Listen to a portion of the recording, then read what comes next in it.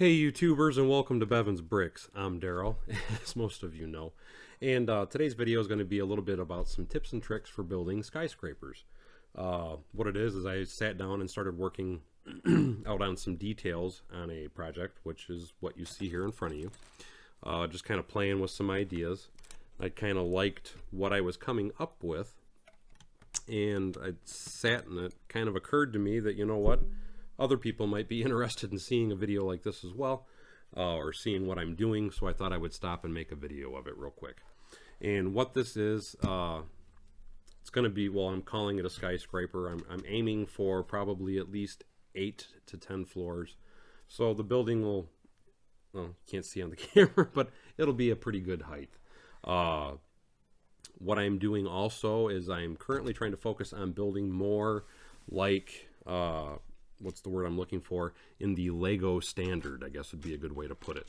And what I mean by the Lego standard is typically for any type of building in Lego, if you've noticed anyway, with all the modular buildings and such, they like to build their floors, they kind of keep them at 7 studs high. So that's what this is. This is going to be a 7 stud per floor building. It doesn't have to be. I mean, I have seen some Lego builds where they're up to 8 studs on a floor, but typically they're around 7 studs on a floor. And I'm trying to keep the building smaller because, as many of you know, with me trying to repopulate my table, what I'm kind of focusing on right now is I want to make everything as congested and city and lifelike as possible. So I want there to be a ton of buildings, and I want there to be a various amount of sizes with all those buildings. And I really want to just make my city look like a real big, bustling, busy city. And as you can see here, the biggest thing I can tell you as far as for the tips and tricks for making skyscrapers or large buildings is to find a pattern that you really like and just run with it, which is what I'm doing here right now. I came up with this little pattern after playing around with a couple different ideas for, God, it was probably a good hour or 2 hours or so before I finally settled on this specific pattern. And what I mean by a pattern is, as you can see here, each floor, so this will be a floor, is just repeating itself over and over again as I go up. And like I said, I'm shooting for at least 8 floors. I'll see how many pieces I have as I go. But that is the biggest point that I can make for giving you a tip and trick as far as building larger buildings and skyscrapers, is to just find a pattern, something that would look ornate, and just start building it and going as far as you can go. Now, something I want to point out, everything doesn't always have to be textured. You don't always have to have all these different gauges and depths to the front of a building. And what I mean by that, as a matter of fact, here's another idea I'm kind of playing with for another tall building. It's just a real simple pattern, and you just start repeating it over and over again and until you get what you like and go as far as you want. Now, with this particular thing that I was playing with here, this is actually technically only 5 studs of floor. Mind you, you can build to whatever depth you want. When I'm looking at building these, I'm not looking so much, I am trying to keep it at the 6 to 7 stud per floor. But the thing is my main focus is to try and make a building as tall as I can and make it look decorative. So when you're doing with a tall building, you don't want to focus, I mean, you want there to be some details, is I guess the point I'm trying to get at. But you don't want it to be details to the point that it requires a lot of little pieces.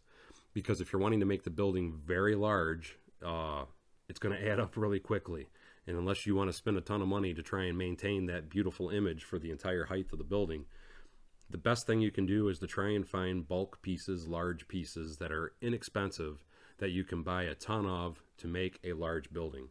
So like with this particular example here, I am using a whole bunch of these 1x2 by 5 bricks. And what's great about these is I mean, you can, every time you go to a floor, it's boom, you do that, you put a 1x2 on top of each one of these, and then you start with the next floor and run on up.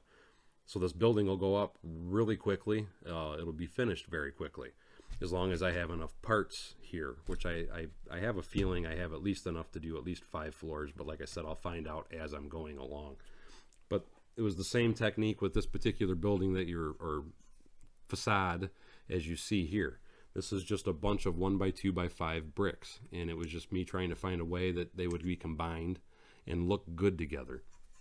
So that is the biggest tip I can give you. Try and make something ornate and decorative, and make it look like it has texture, but it doesn't always have to have texture.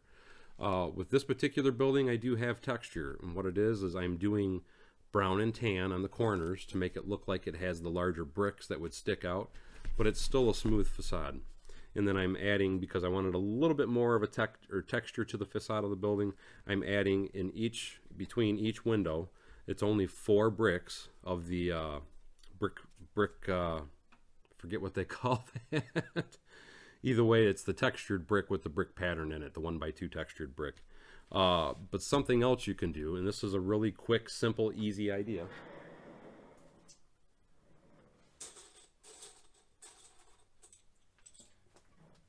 If you want to add texture to a building and you don't have a ton of pieces, and you're anything like me, I always have tons and tons of 2x2s, 2x4s, and things of that nature in a multitude of colors. So another way you can build a building and it still have the appearance of texture, even though it really don't, it's still a flat building, is here's an example of something else I was working on.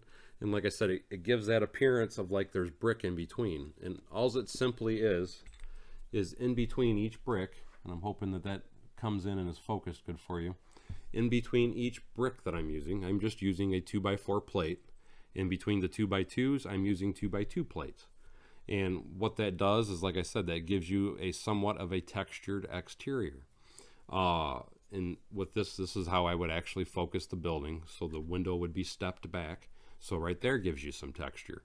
Because really the key to making any good build with Lego, that I've personally found anyway, is just trying to focus on different textures and looks of it. That's what makes a building really unique. You don't want to just make and don't get me wrong, you can do this and it would still look good if you just offset the color of the windows or something.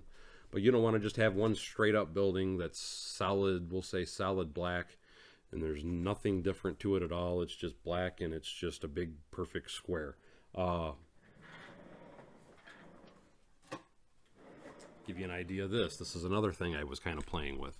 This is another building I'm looking at possibly making a skyscraper. I kind of like the pattern.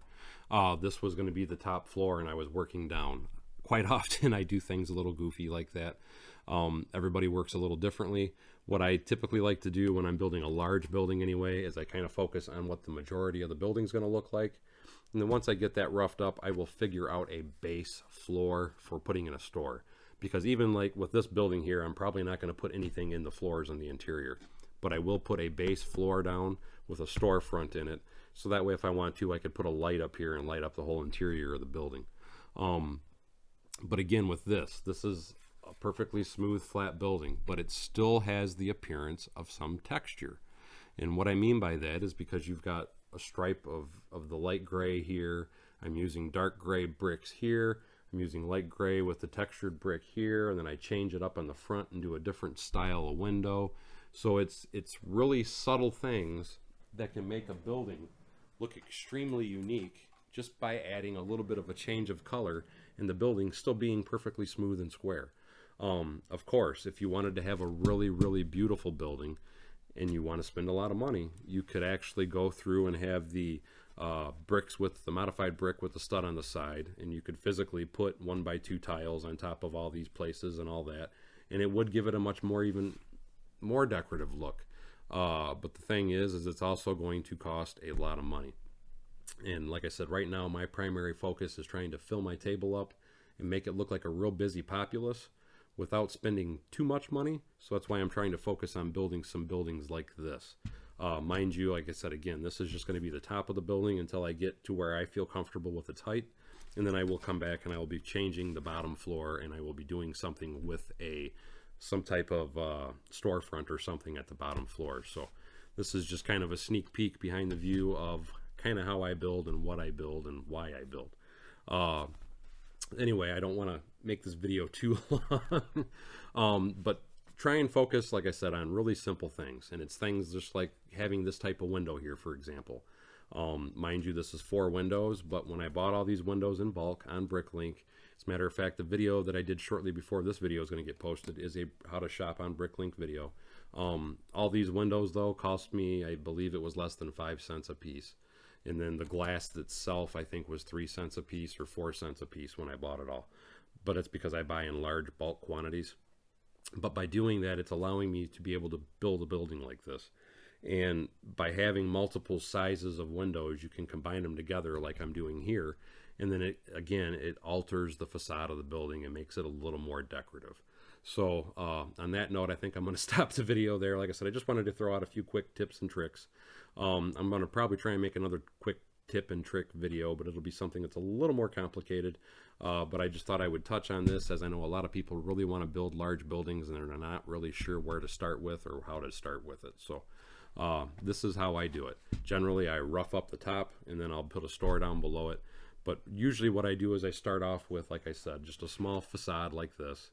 And if I like where I'm going with it, then I'll start filling it in and coming around and making it more of a full building and just run with the idea and go. Like this so far, I started off with just the facade. I like it, so now I'm starting to add the sides and the back to it, and then I'm going to run with it.